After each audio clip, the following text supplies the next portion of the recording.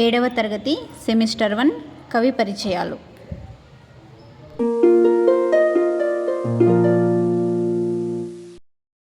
Welcome to Gnanasudha channel.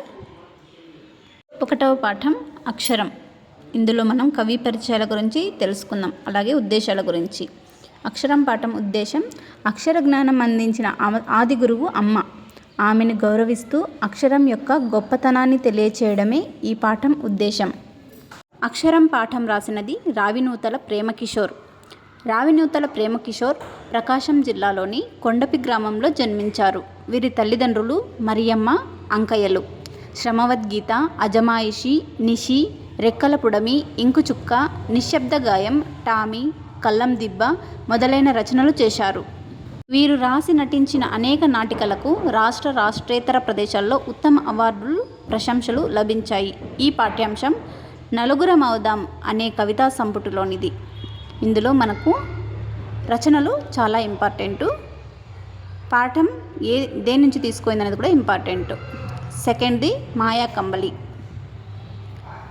మాయాకంబలి పాఠం ఉద్దేశం వచ్చేసి అద్భుతం ఆశ్చర్యాన్ని పుట్టిస్తుంది, ఆనందాన్ని కలిగిస్తుంది, ఊహాశక్తిని పెంచుతుంది, తార్కిక ఆలోచనను కలుగజేస్తుంది, ప్రవర్తనలో మార్పు తీసుకువస్తుంది. ఇలాంటి లక్షణాలను విద్యార్థుల్లో జానపద కథ ద్వారా పెంపొందించడమే పాఠ్యాంశ ఉద్దేశం. ఈ పాఠం రాసిన కవి అయిన కల్వకొలను సదానంద గురించి ఇప్పుడు మనం తెలుసుకుందాం. కల్వకొలను సదానంద చిత్తూరు జిల్లా పాకాలలో జన్మించారు. 1992లో జాతీయ ఉత్తమ ఉపాధ్యాయుడిగా ఎంపికయ్యారు.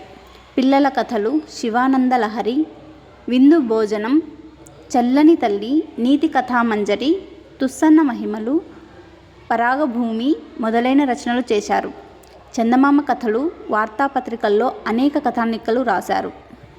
1966లో బంగారు నడిచిన బాట నవలకు కేంద్ర ప్రభుత్వ విద్యాశాఖ బహుమతి మరియు 1976లో నవ్వే పెదవులు ఏడ్చే కళ్ళు కథా సంపుటికి ఆంధ్రప్రదేశ్ సాహిత్య అకాడమీ అవార్డు, 2010లో అడవి తల్లి పిల్లల నవలకు కేంద్ర సాహిత్య బాల సాహితీ అవార్డు లభించాయి. ఈ పాఠ్యాంశం మాయాకంబలి అనే సంపుటి నుంచి గ్రహించబడింది. ఇందులో కూడా మనకు కథలు, వాళ్ళు రాసినటువంటి కథలు అనేటివి చాలా ఇంపార్టెంట్, రచనలు అనేటివి ఇంపార్టెంటు. వీటిని గుర్తుపెట్టుకోవాల్సిందే ఖచ్చితంగా. 3వది వచ్చేసి చిన్ని శిశువు. చిన్ని శిశువు పాఠం యొక్క ఉద్దేశం మనం తెలుసుకుందాం. తల్లిదండ్రులు తమకు పుట్టిన శిశువును చూసి ఆనందిస్తారు. ఆ చిన్నారిని కన్నా, చిన్న, నాన్న, బుజ్జి అని రకరకాల ముద్దు పేర్లతో పిలుస్తుంటారు. ఆ శిశువు నవ్వులు, చేష్టలు చూసి మురిసిపోతుంటారు. అలా అన్నమయ్య బాలకృష్ణుని బాల్యాన్ని ఊహించాడు. దీన్ని వర్ణించిన తీరును చెప్పడమే పాఠ్యాంశ ఉద్దేశం. ఇప్పుడు తాళ్ళపాక అన్నమాచార్యుల గురించి తెలుసుకుందాం. అన్నమాచార్యులు కడప జిల్లా తాళ్ళపాక గ్రామంలో జన్మించారు. తల్లి లక్కమాంబ, తండ్రి నారాయణసూరి. అన్నమయ్య క్రీస్తు శకం 1408-1503 మధ్యకాలంలో జీవించాడు.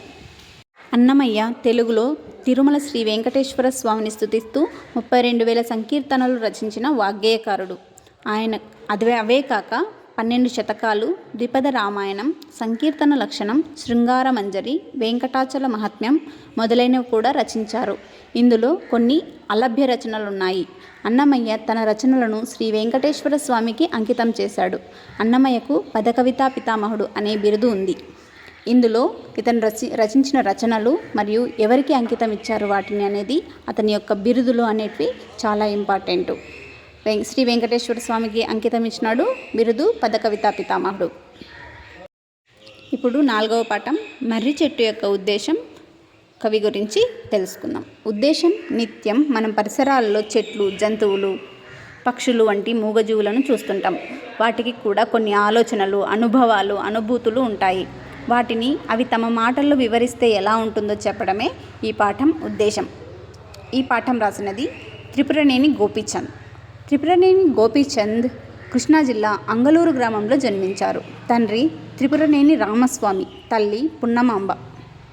ధర్మవడ్డీ, మమకారం, తండ్రులు కొడుకులు, మాకు ఉన్నాయి స్వగతాలు, పోస్టు చేయని ఉత్తరాలు వంటి రచనలు చేశారు.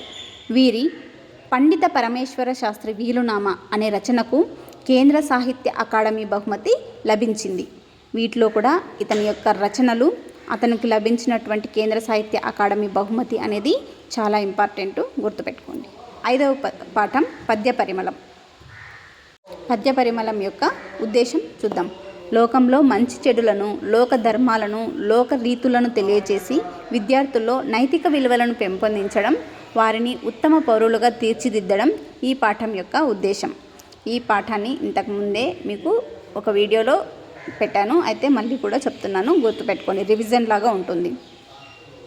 కవి, కాలం, రచన గురించి తెలుసుకుందాం. పోతన 15వ శతాబ్దానికి చెందినవారు, రాసినది భాగవతము. పక్కి అప్పల నరసయ్య 16వ శతాబ్దం, రాసినది కుమార శతకం. మారద వెంకయ్య 16వ శతాబ్దం, భాస్కర శతకం రాశారు. పోతులూరి వీరబ్రహ్మం 17వ శతాబ్దం, కాళికాంబ సప్తశతి రాశారు. గువ్వల చెన్నడు 17వ శతాబ్దం, గువ్వల చెన్న శతకం రాశారు. ఏనుగు లక్ష్మణ కవి 18వ శతాబ్దం, సుభాషిత రత్నావళి రాశారు. చుక్కా కోటి వీరభద్రమ్మ 20వ శతాబ్దం, నగజా శతకం రాశారు. గద్దల శామ్యూల్ 20వ శతాబ్దం, హితోక్తి శతకం రాశారు. జెండామాన్ ఇస్మాయిల్ 20వ శతాబ్దం, ఆంధ్రపుత్ర శతకం రాశారు. ఇందులో కవి, కాలం, రచన 3 కూడా ఇంపార్టెంటే, 3 గుర్తుపెట్టుకోవాల్సిన విషయాలే. 6వ పాఠం ఉపవాచకం, మన విశిష్ట ఉత్సవాల గురించి తెలియజేశారు. ఇందులో ఖచ్చితంగా మీరు ఆ పాఠాలు అనేటివి చదవాల్సి ఉంటుంది. సందర్భాలు గురించి వాటిలో అడిగే అవకాశం అనేది ఉంది. ఈ విశిష్ట ఉత్సవాలు అనేది వ్యాసం అన్నమాట. మన సంస్కృతి సంప్రదాయాల గురించి తెలియజేస్తుంది. అనేక మంది రచయితల బృందం ఇది రాశారు. ఈ వీడియో కనుక మీకు నచ్చినట్లయితే లైక్ చేసి, షేర్ చేసి, సబ్స్క్రైబ్ చేయండి. ఈ వీడియోలో విషయాలన్నీ ఖచ్చితంగా గుర్తుపెట్టుకొని ఒక మార్క్ పొందండి.